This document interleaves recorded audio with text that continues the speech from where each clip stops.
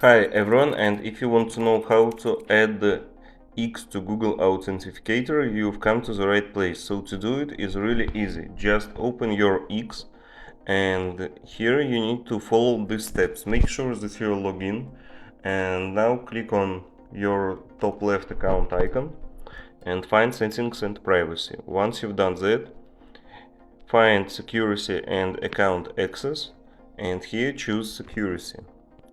Once you've done that, you need to find two-factor authenticator, click on it, and click on authentication app.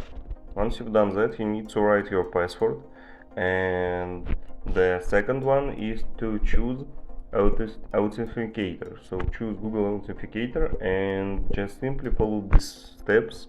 It's really easy, and now you've added your Authenticator to X.